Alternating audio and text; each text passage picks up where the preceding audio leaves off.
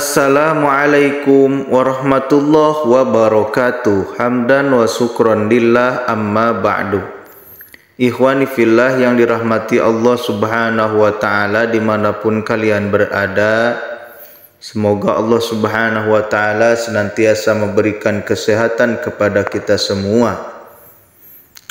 Ikhwani fillah, sahabat Sidangur TV, sebelum saya melanjutkan video ini, maka dimohon untuk menuliskan sholawat di kolom komentar. Allahumma sholli ala Sayyidina Muhammad. Sahabat channel Sidangur TV, ketahuilah bahwa ada 10 kesalahan ketika wudhu yang bisa batalkan sholat, dan ini wajib dihindari. Wudhu adalah aktivitas yang memiliki kedudukan sangat penting dalam ajaran agama Islam. Sebab wudhu menjadi syarat bagi muslim sebelum menunaikan sholat. Sholat sendiri adalah ibadah yang sangat mutlak dilakukan oleh hamba Allah subhanahu wa ta'ala. Hal tersebut berarti menjelaskan bahwa wudhu yang tidak sah maka secara otomatis akan membatalkan sholat. Ini juga tertuang dalam sabda Rasulullah SAW, tidak diterima sholat yang dilakukan tanpa wudhu dan tidak diterima sodakoh yang berasal dari harta yang didapat secara tidak halal. Guna menghindari hal tersebut, sudah selayaknya umat Islam memahami tata cara wudhu yang baik dan benar. Yang pertama, tidak membaca basmalah. Islam mengajarkan umatnya untuk selalu membaca basmalah saat memulai sesuatu hal, termasuk ketika wudhu. Ternyata ini memiliki kedudukan yang penting. Rasulullah Shallallahu Alaihi Wasallam bersabda, tidak sempurna wudhu seseorang yang tidak membaca basmalah. Ikhwani fillah, ketahuilah bahwasanya ketika memang seseorang tersebut tidak membaca basmalah, maka wudhunya tidak sempurna. Dalam arti wudhunya tetap sah dan tidak sempurna karena tidak mengamalkan sunnah baginda Nabi Muhammad SAW. Yang kedua, tidak sempurna membasuh anggota tubuh yang wajib dalam wudhu. Tidak sempurna membasuh anggota tubuh yang wajib disiram air wudhu menjadi kesalahan yang harus dihindari karena dapat menyebabkan batalnya wudhu. Sesungguhnya Rasulullah Shallallahu Alaihi Wasallam melihat seorang laki-laki yang sholat sedangkan di punggung kakinya terdapat bagian mengilap karena tidak terbasuh oleh air wudhu seukuran uang dirham. Maka Nabi nyuruhnya untuk mengulang wudhunya. Yang ketiga, membasuh anggota tubuh lebih dari jumlah yang ditentukan. Selain tidak sempurna membasuh anggota tubuh yang wajib disiram air wudhu, perlu juga memperhatikan kuantitas melakukannya. Apabila tiba-tiba merasa khawatir atau ada yang kurang, sebaiknya jangan membasuhnya lagi karena bisa jadi sikap was-was itu justru datang dari setan. Yang keempat, boros air. Agama Islam juga mengajarkan umatnya untuk tidak berlebihan atau boros, termasuk dalam hal berwudu. Rasulullah Shallallahu Alaihi Wasallam bersabda, janganlah kalian boros dalam penggunaan air. Maka beliau saat berkata, apakah dalam masalah air ada pemborosan? Beliau bersabda, iya, walaupun kamu berada di sungai yang banyak airnya.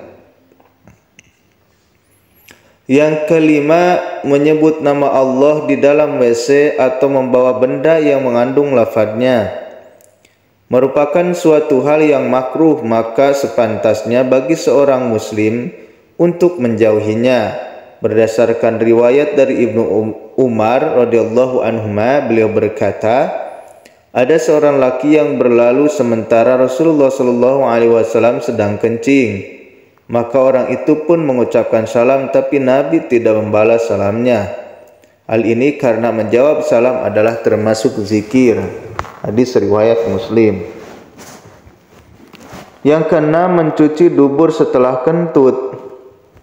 Tidak ada istinja atau mencuci dubur ketika buang air kentut. Hal itu hanya berlaku saat buang air kecil dan buang air besar. Maka tidak diisyaratkan bagi orang yang kentut untuk beristinja sebelum berwudu, sebagaimana yang dilakukan oleh sebagian orang. Imam Ahmad rahimahullah berkata, tidak terdapat dalam Alkitab, tidak pula dalam sunnah Rasulnya adanya istinja dalam kentut. Yang ada hanyalah wudu. Yang ketujuh, tertidur lalu tidak mengambil wudu lagi. Sebagian orang yang tertidur di masjid kemudian apabila iqamat dikumandangkan dibangunkan oleh orang di sebelahnya, lalu langsung bangkit sholat tanpa berwudu lagi, itu adalah salah kaprah.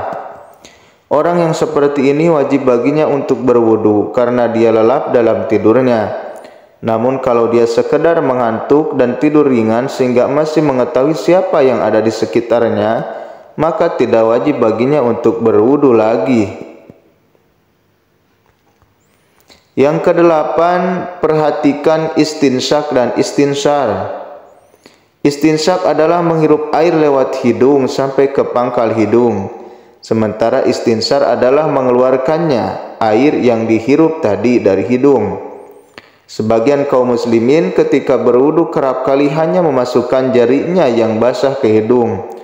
Hal itu harus diperhatikan karena Nabi Muhammad SAW pernah bersabda tentang istinsyak dan istinsar. Barang siapa berwudu hendaklah ia menghirup air ke hidung dan menghembuskannya kembali. Dan barang siapa yang melakukan istimsar, bersuci dari buang air besar dengan batu. Saya ulangi lagi, barang siapa yang melakukan istijmar, bersuci dari buang air besar dengan batu, hendaklah melakukannya dengan ganjil, tidak genap. Yang kesembilan, menganggap mengusap leher dianjurkan. Sebagian orang ada yang beranggapan bahwa mengusap leher saat membasuh wajah adalah hal yang dianjurkan. Padahal sebenarnya tidak demikian.